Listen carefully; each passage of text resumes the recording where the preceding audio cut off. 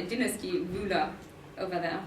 In Tunisia, we have a very similar situation. President Ben Ali had been ruling for more than 3 decades, and even though Tunisia was often regarded as an Arab role model in many respects, especially with view to its educational system and the comparatively well-performing economy, political reforms were very scarce.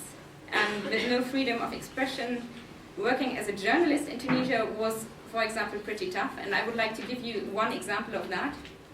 I went to Tunisia in 2009, just after President Ben Ali was re-elected for yet another time.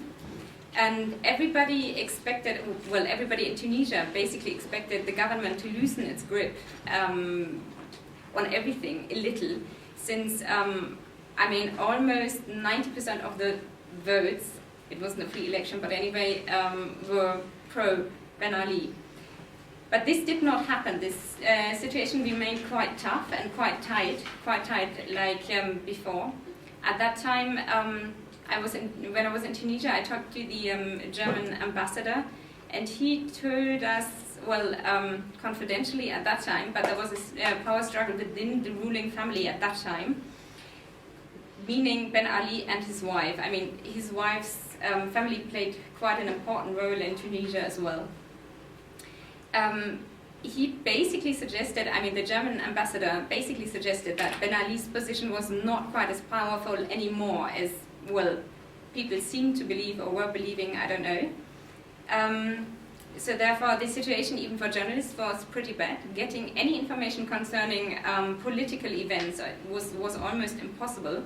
At that time, I was working together with a Tunisian, young Tunisian journalist. She had incredible contacts, and we just didn't get any information whatsoever, not even about German tourists visiting Tunisia every year. So basically, you just couldn't get any information. That was the point when I decided to report on freedom of the press in Tunisia. And I later on published a radio report and an online article for Deutsche Welle. A few days later, my broadcaster received a letter of complaint from the Tunisian embassy in Germany. They claimed that the information had been wrong and misleading and everything. So at that time, I was quite both happy and a little bit worried because, well, happy of course, because as a journalist, it's always nice to get letters of complaint because that proves that somebody actually reads what you've written. And on the other hand, I was a little worried about my my colleagues and my friends in Tunisia because they had spoken to me. I had made clear to them that I'd used their full names before they talked to me. And well, shortly afterwards, I lost touch with one of the journalists I worked with. I didn't write to her anymore either because I thought maybe I would get her into trouble. And it was only in January, actually, that she got in touch with me again and said that, yes, in fact, she got like very scary phone calls from from people in very high positions, and she was she lost her job. She was being threatened to go to jail, and well, fortunately, she found a new one, and she's happy now and very proud of her country. And I'm just telling this story to illustrate what sort of no freedom of the press means both to foreign journalists, to journalists in Tunisia, but also to the people. So it was, well, it just illustrates how little people were actually allowed to say. And I'm pretty sure, despite the fact that we didn't have anything really new to report on, it was quite a, well, for some it was quite a difficult topic. So, as I said, after the re-election of President Ben Ali in autumn 2009, many people were expecting, well, the opening of the system in a way. But the police state remained intact, freedom of expression was denied, basic human rights were violated, and there was a lot of corruption going on. In that case, Tunisia is no exception. And the president basically ruled unchallenged. And similar to the situation in Egypt, it was not clear in Tunisia who would succeed the president. So Ben Ali definitely tried to install members of his family. And his son was still too young, actually, to pay play any role politically, but there seemed to be many discussions going on that time. In Libya, we had a similar situation, despite the fact that it's called a republic. The state was everything but democratic as we see at the moment. And Muammar Gaddafi is the longest serving head of the state in the Arab world, but for him that obviously is not enough. We have also, I mean, this was the fourth country I'm referring to, and we also have a similar development in Yemen. President Ali Abdullah Saleh has been in power for more than 2 decades as the ruler of the unified Yemen. What was formerly North Yemen and South Yemen is now unified Yemen, and he's being, officially it's unified, but it's everything but unified at the moment, and also far from being democratic. So there haven't been any free elections, and Saleh spent a considerable amount of his energy to prepare his son for becoming the next Yemeni president.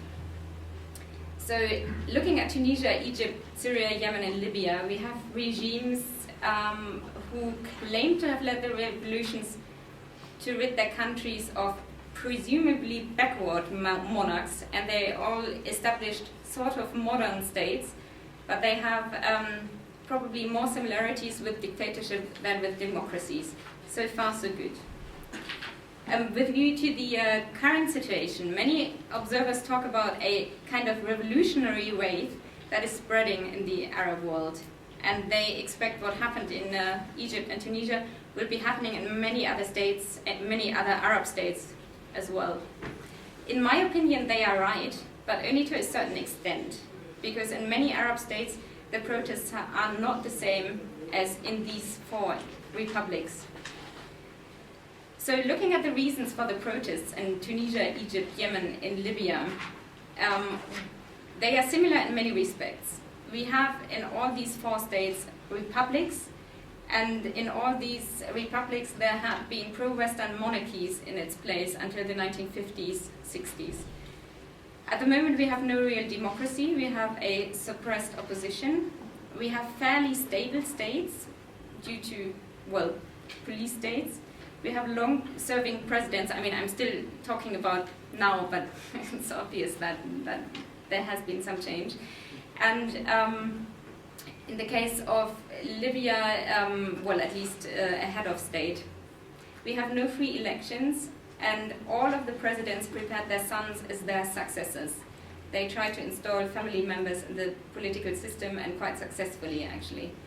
We have a lot of corruption, we have violation of human rights, we have no freedom of expression, a growing population, growing unemployment, growing poverty, a growing gap between the rich and the poor, and all of these countries also have a socialist history. So that is what, in my opinion, in that respect, they are quite similar to each other.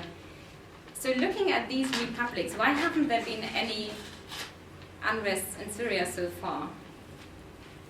My only explanation to that is that the police state is actually pretty well intact in Syria. I don't have the feeling that people are very satisfied with the system in Syria at the moment, but I'm sure that they are, part of the reason is that they are too afraid to go to the streets. And for a good reason, I guess, because there have been no cracks in the security apparatus so far. And I think the ruling Alawite minority knows perfectly well that they will be in deep trouble if something happens, basically. So they try to tighten the grip even more. But I also think the gap between the rich and the poor in Syria is not quite as big as in the other republics, especially if you look at Tunisia or Lebanon. That may, this is just an assumption, but maybe that's the case because, Bashar was put in his place only like about 10 years ago, so compared to the other still ruling or not ruling anymore presidents, he's actually quite young.